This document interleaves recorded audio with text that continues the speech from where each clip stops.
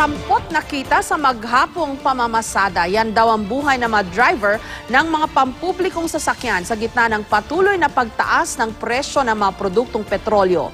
Magkano na nga kaya ang kinikita ng mga mamang tsuper ngayon? Live mula sa Quezon City, si Cedric Castillo, may paandar. Yes, Jessica, hindi na raw itutuloy ng grupong AKTO ang kanilang plano na itaas ng pamasahe ng 50 centavos pero aabangan na lang daw nila o umaasa sila na papayagan o aaprobahan ng LTFRB ang kanilang petisyon na dagdag na 2 piso kada pasahero sa pamasahe.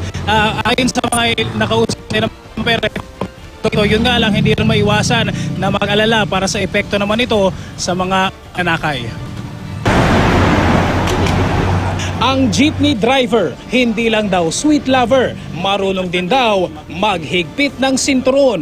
Napatunayan na raw yan ng mamang tsuper na si Willie na 2 dekada ng laman ng mga kalsada ng Metro Manila. Naaalala pa raw niya noong kapresyo pa lang ng candy ngayon, piso 50 ang pamasahe sa jeep. Ngayon kasi mas matraffic, no? Maluwag eh. Madali kang makabalik, mas marami kang nagagawang biyahe noon. Sa buong maghapon, aabot sa 10 beses na nakakaikot si Willie sa ruta niyang Quezon City Hall at kanto ng North Avenue at EDSA. Kada puno, 20 pasahero. Sa 8 pesos na pasahe kada isa, 160 na sana ang kubra. Pero dahil sa bayad sa barker, sa pila, sa parking at iba pa, lagas agad ang 30 pesos kada ikot. Pabalik naman ang pila, swerte ng makabingwit ng ilang pasahero. Idagdag pa raw dyan ang ilang pasaway na pasahero. Yung mga mahilig mag-text, dinadaan nila sa text pero kunyari nakalimutan. Tapos hanggang sa bumaba na lang, pagbaba, kuya, hindi ka pabayad. Ipako na raw sa 1,600 pesos na kabuang kita maghapon. Ibawas ang 700 na boundary at 500 na pangkrudo. Ang take home ni Willie sa mahigit 10 oras sa kalsada, 400 pesos. Hindi naman pwedeng Hindi naman kami maluho, hindi naman kami... Pwede lang kami pagulay-gulay lang para hindi ma-stroke.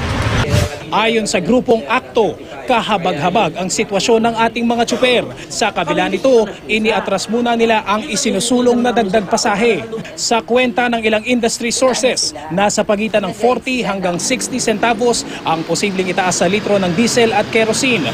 Hanggang 15 centavos naman kada litro ang malamang nadagdag sa gasolina.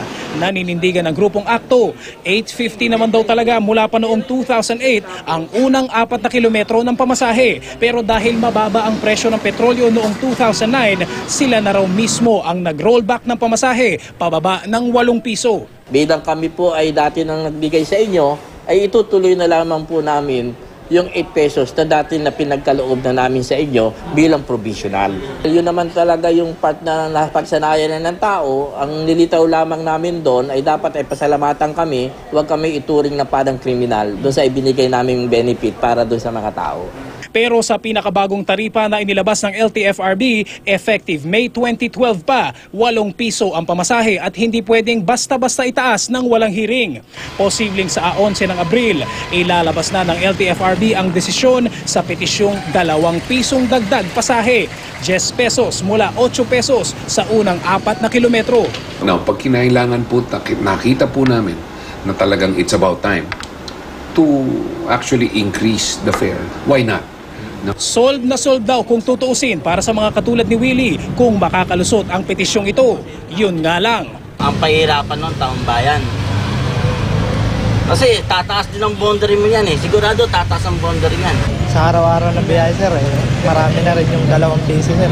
Nakakaawa naman din ang driver kung hindi natin sila maanuhan. Talagang ganon. Masyadong mataas Magkano lang dapat? Hanggang magkano lang? Siguro 50 centavos o piso.